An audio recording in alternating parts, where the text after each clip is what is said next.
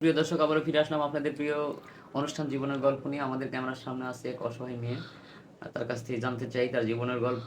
আসসালামু আলাইকুম আপু, কেমন আছো? ওয়ালাইকুম আসসালাম। জি ভালো আছি, আপনি ভালো আছেন? আলহামদুলিল্লাহ ভালো আছি। তোমার নাম কি আপু? মায়া। মায়া। তোমার জন্মস্থান কোথায়? রংপুর। রংপুরে। তোমার পরিবারে কে কে আছে? বাবা মা, আমি বোন। তোমার বাবা মা, তুমি বোন। জি। আচ্ছা। তোমার মানে তোমাদের সংসারের মানে কার আয়ের উপর নির্ভরশীল? আমার বাবা। বাবার। তোমার বাবা এখন কি করে? বাবা মা অসুস্থ, টুকটাক কাজ করেন, অভাবে সংসার দেয়। অসুস্থ? জি। মানে একদিন করে আরেকদিন কাজ করতে পারে না, জি। এরকম হালাহাল অবস্থা। এই জন্য আমাদের ক্যামেরা সামনে আসছো কি সাহায্য সহায়তার জন্য, না কোনো বিয়ে শাদীর জন্য? বিয়ে করার জন্য। বিয়ে করার যাতে জন্য। একটা ভালো মনের মানুষ পাই।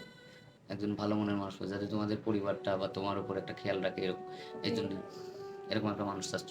জি। সে ব্যক্তিটার যদি একটু বয়স বেশি হয়? বয়স হলে সমস্যা নাই, মানে ভালো হলে হবে। ভালো হলেই চল না, 40 জি। 45 যদি বয়স হয় তার? হোক, সমস্যা নেই। সমস্যা নেই, কারণ তুমি তো একটা ইয়ং মেয়ে। তোমার বয়স কত? 21 চলে।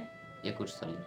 এত অল্প বয়সে তুমি 40 45 বছরের একজন ব্যক্তিকে বিয়ে করবে, এটা কিভাবে সম্ভব, বা কেনই বা করবে? বললাম না যে আসলে আমরা গরিব মানুষ, সুন্দর ছেলে দিয়ে কি করবো?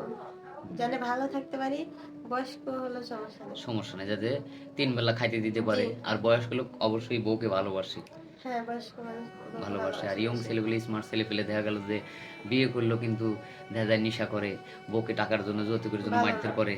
ভালো না। এই জন্য তোমার হচ্ছে, হ্যাঁ, না ঠিক আছে, তোমার কথা ঠিক আছে। এই জন্য তুমি চাচ্ছ যে একজন বয়স্ক লোক হলেও যাতে আমার পরিবারটা আমাকে দেখে, জি। 3 বেলা যাতে খাইতে পারি। জি। খুব সুন্দর কথা। তো যাই হোক, আমরা তোমার এই দুঃখের কথা বা এই তোমার এই ভিডিওটা আমরা পাবলিক করব। দেশ বিদেশ থেকে ফোন করবে, হ্যাঁ? জি। তো সেক্ষেত্রে তোমার পার্সোনাল ফোন নাম্বারটা দাও। আমার কোনো ফোন নাই। তোমার ফোন নাই? জি না। এই যুগে তো সবারই ফোন আছে, তোমার ফোন নাই কথা কেউ বিশ্বাস করবে? বিশ্বাস না করলে কিছু করার নাই। আ একবার খাইতে পাই, একবার খাইতে পাই না, আবার ফোন কিভাবে নেব? ফোন কিভাবে ইউজ করব? তারপরে ফোনে আবার টাকা ভরতে হবে, আবার হুম। কথা বলতে হবে, হ্যাঁ? জি। যে টাকা দিয়ে ফোনে মানে লোড দেবো, সে টাকা দিয়ে হাফ কেজি লবণ হবে বা ১ পোয়া মরিচ হবে, তাই না? জি। ঠিক আছে, আমরা আর স্কিপ বাড়াবো না। সুপ্রিয় দর্শক, আপনারা শুনলেন মেয়েটির অসহায়ের গল্প। তারা আসলে তাদের সংসারটা খুবই মানে কি বলবো, এমন একটা দারিদ্র্যের কষাঘাতে সে জ্বলছে, যার কারণে আমাদের ক্যামেরার সামনে বাধ্যতামূলক এসেছে তার জীবনের গল্প বলতে। যদি কোনো সহৃদয়বান ব্যক্তি এই মেয়েটাকে পছন্দ করে থাকেন, যদি তার দায়িত্ব নেন, তাহলে আমাদের স্ক্রিনে নম্বরটা দেওয়া থাকবে, আমাদের নম্বর দেওয়া থাকবে, মেয়ের কোনো পার্সোনাল ফোন নাম্বার নেই।